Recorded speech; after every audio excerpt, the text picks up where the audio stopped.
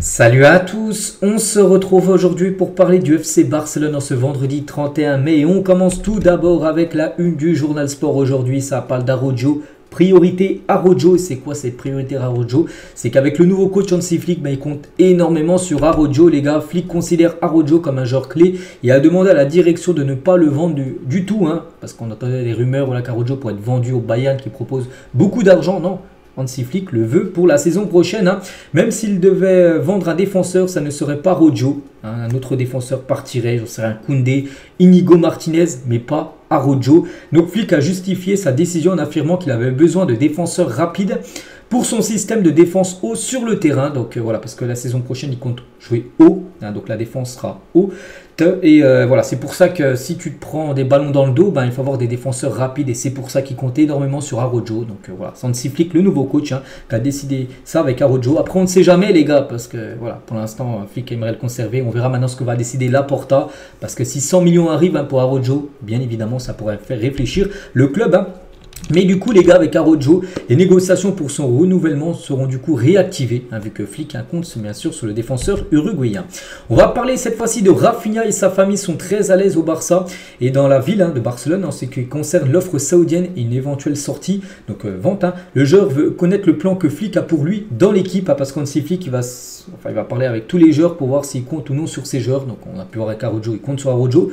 Et maintenant, concernant Rafinha, on attend. Rafinha, on ne sait pas. Pour l'instant, il n'est même plus à Barcelone. Il est en vacances avant de rejoindre le groupe du Brésil, bien sûr, pour jouer la Copa América.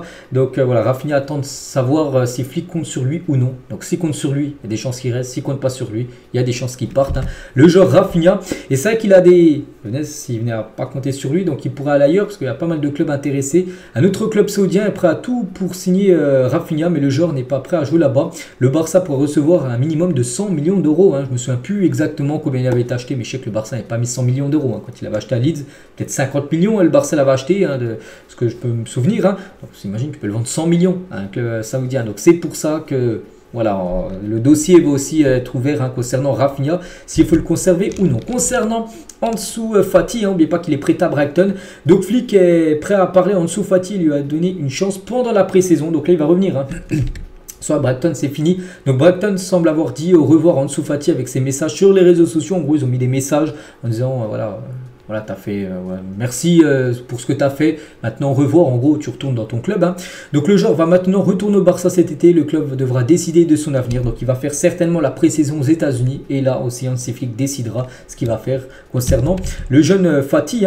Et c'est vrai que s'il venait à ne pas rester, donc le Barça pourrait le vendre. Le Barça a reçu plusieurs offres pour Fati. Donc, le Betis, Séville et Valence se sont renseignés à son sujet. Séville essaie de faire de lui une signature importante de l'été, bien que rien n'a encore été fait. Plusieurs clubs saoudiens sont également intéressé par Ansu Fati. Donc voilà, si le Barça ne le conserve pas, il y aura quand même des options pour le vendre ou le prêter de nouveau. Le joueur Ansu Fati. Manchester United et l'Atlético Madrid a étudié un accord d'échange entre Mason Greenwood et Félix. Donc Félix, n'oubliez pas qu'il appartient, il appartient à l'Atlético mais prêt au Barça. Et c'est vrai que peut-être pour avoir un échange entre les deux, donc Greenwood peut-être à l'Atlético et du coup Félix resterait plus au Barça mais lui partirait à Manchester United. Donc c'est en pourparlers actuellement, donc ce qui voudrait dire qu'il ne resterait pas du côté de Barcelone. Aurélien Romeu a joué toute la saison avec un inconfort. En gros, il était blessé. D'après ce qu'on apprend aujourd'hui, Relevo, c'est un site espagnol. Donc, il a subi une blessure au genou dans la première partie de la saison et n'a jamais guéri. Donc, quand il jouait, en gros, il n'était pas à 100%. Aurélien Romeu. Donc, voilà peut-être pourquoi il était un peu limité parce qu'en gros, il a joué blessé. Et concernant son futur, donc lui, on pense que Flick ne compte pas sur lui. Et Gérone veut re-signer Aurélien Romeu. Pour Gérone, il est l'une des priorités pour la saison prochaine. En plus, ils vont jouer la Ligue des Champions. Ils sont contrariés par la façon dont le Barça l'a signé l'été dernier. Voilà, parce que lui, il voulait absolument jouer du côté du Barça, bien sûr. Donc, voilà, maintenant, Gérone aimerait le faire revenir. On pense que ce serait le mieux pour tout le monde, pour le Barça de le vendre, pour le joueur de retourner là-bas et pour Gérone, parce qu'ils reveulent Aurélien Romeu. Bernardo Silva a pu inclure une clause spéciale lors de son renouvellement qui permet au Barça de payer sa clause libératoire en 3 versements, parce qu'il a une clause actuellement, je crois, 58 millions d'euros, une clause libératoire.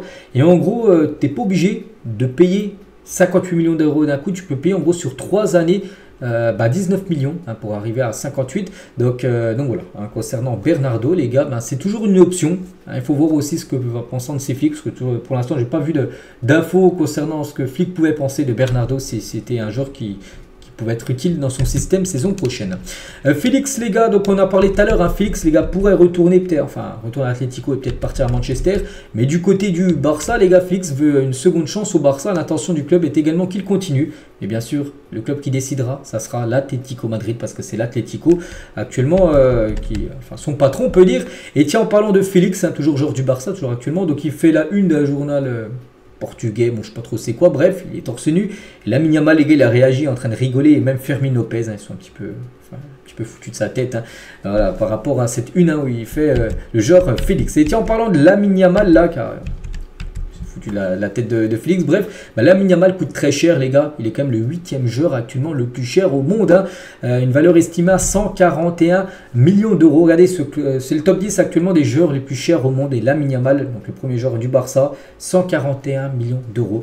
Donc voilà, beaucoup de, plus les années, il a 16 ans, les gars, donc plus les années vont passer, plus il va être un joueur confirmé, et après il pourra être facilement, je pense, dans le top 3, voire à la première position très prochainement. Hansi Flick devra choisir entre Eric Garcia et Inigo. Avoir les deux ne convient pas, comme j'ai dit, hein. Il souhaite garder Araujo, mais c'est vrai qu'il y aura des défenseurs qui vont partir. C'est qu'Eric Garcia va revenir certainement, et après il faudra faire un choix, parce qu'il y a un ou peut-être deux défenseurs pourrait quitter le club, hein. Donc ouais, il va falloir trancher concernant ces deux-là. Je ne sais pas, choisir peut-être Eric Garcia, parce qu'il a fait vraiment une belle saison du côté de Girone. Mais je pense, voilà, c'est Fonvoldrin, bah, pourquoi pas Inigo. Inigo, bon, voilà, ça coûte moins cher qu'Araujo, mais voilà, il faudra laisser aussi de la place, bien sûr, en défense, et lâcher aussi de la masse salariale, parce que tous ces joueurs, hein, sont sous contrat, et du coup, le Barça paye bien sûr tous les salaires des joueurs. Donc c'est pour ça, des fois, qu'il faut lâcher un des joueurs pour alléger, on va dire, la masse salariale. Calvin Phillips, joueur de Manchester City, bon, donc déclin depuis quelques années, les gars, où il était à Leeds, il était bon, mais à City, il a pratiquement pas joué, hein. Plus, je crois qu'il était prêté cette saison, et bref, il s'est offert au Barça. City pourrait le vendre pour 30 millions d'euros, ou même accepter un prêt. Ça peut être une belle opportunité pour le Barça, un prêt, hein. Donc le Barça apprécie beaucoup le joueur et était sur le point de l'obtenir en prêt en janvier, hein. Je me souviens, j'en ai parlé de ce joueur, avec la validation de Xavi. Xavi, il avait validé, hein, voilà, concernant comment dire, Calvin Phillips. Du coup, ça s'était pas fait, parce que des fois, les transferts se font pas, bien sûr, ou même les prêts. Et là, le Barça pourrait revenir à la charge, hein, dès cet été concernant Calvin Phillips. Après, les gars, c'est totalement envisageable. José Alvarez, les gars, donc c'est un consultant sur l'émission El Chiringuito TV, il a dit en ce moment, il y a du calme au Barça avec l'arrivée d'Hansi Flick, hein. Ça a apaisé, on va dire, les tensions qu'il y avait au club, hein. Aucun joueur n'a dit publiquement qu'il voulait partir. Voilà, après l'arrivée, parce que peut-être il y en aura. Peut-être avec le départ de Xavi, peut-être il y en aura qui aurait dit oui, bah Xavi a quitté le club, donc moi aussi je compte partir, hein. Donc pour l'instant, personne n'a dit qu'il souhaitait quitter le FC Barcelone. Le schéma préféré de Flick est le 4-2-3-1, mais pas que le Barça a souvent joué les dernières années en 4-3-3, donc Flick il joue souvent en 4-2-3-1, donc peut-être un nouveau schéma la saison prochaine, hein. Qui ne repose pas sur une pointe basse, hein, et qui n'a donc pas besoin du profil de Guido, hein, ce qui pourrait changer les priorités sur le marché des transferts, parce que le 4-3-3 utilisé par exemple par Xavi, c'était avec un pivot, on va dire une pointe basse, c'est-à-dire juste un genre juste devant les défenseurs, mais voilà, un 4-2-3-1, en gros, tu n'as plus de pivot, hein, c'est pas un vrai pivot que tu n'as plus une pointe basse, hein. En gros, Guido Rodriguez qui joue en mode pivot, on peut dire une pointe basse, donc peut-être serait plus une priorité au club, hein. Donc le transfert n'est pas complètement écarté, hein, mais le joueur doit décider s'il attendra la décision de Barcelone, hein, de savoir ce que compte, hein, faire Hansi Flick, s'il souhaite l'avoir ou non. On va féliciter Christensen, parce qu'on apprend aujourd'hui qu'il est appelé par le Danemark pour l'Euro. Félicitations à lui. On peut voir, voilà, tous les joueurs du Danemark, et Christensen, là, tiens, Andreas Christensen, bout de mon doigt, est appelé, hein, donc il va représenter les couleurs danoises. André Curie, l'agent de Victor Roque, donc lui aussi, hein, il va falloir savoir ce qu'il compte faire saison prochaine, hein. Donc Victor Roque s'attendait à plus de minutes avec Xavi, c'était un joueur de classe mondiale comme Lewandowski. Il a fallu 2 ans à Vini pour s'adapter, hein, du côté du Real Madrid. Maintenant, avec le nouvel entraîneur, il repart de 0. C'est vrai que je pense que c'est peut-être plutôt une bonne nouvelle pour Victor Roque, le départ de Xavi, parce que Xavi, on a pu voir qu'on n'était pas sur lui. Peut-être avec Hansi Flick, ça a peut-être changé la donne, hein, concernant Victor Roque, hein.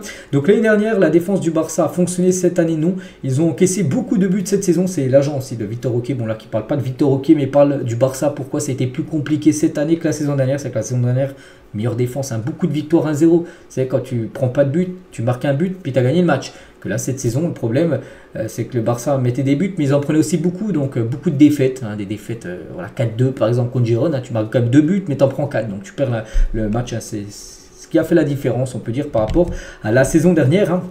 et André Curie. Donc ce n'est pas vrai que Xavi voulait le joueur pour décembre. Il le voulait encore plus tôt en juillet. Ils ne l'ont pas laissé venir. J'insiste, Xavi l'a appelé personnellement pour le faire venir. Mais après, on ne comprend pas pourquoi Xavi ne l'a pas fait jouer. Ça, c'est toujours un gros point d'interrogation. Peut-être Xavi, là, vu qu'il n'est plus l'entraîneur du Barça, peut-être s'exprimera sur la situation qu'il avait avec Victor Roque. Et on finit, tiens, dernière photo du jour, les gars. C'est juste une photo de Gundogan à l'entraînement avec l'Allemagne. Elle a rejoint, bien sûr, le groupe de l'Allemagne comme Ter Stegen pour jouer, bien sûr, cet Euro. Donc, voilà. On parlera, bien sûr, des joueurs du Barça qui joueront, bien sûr, l'Euro, même la Copa América qui aura lieu également pendant l'été. Allez, je vous laisse. Je vous souhaite une très bonne journée. On se retrouve, bien évidemment, demain, demain samedi, pour le prochain numéro. À demain.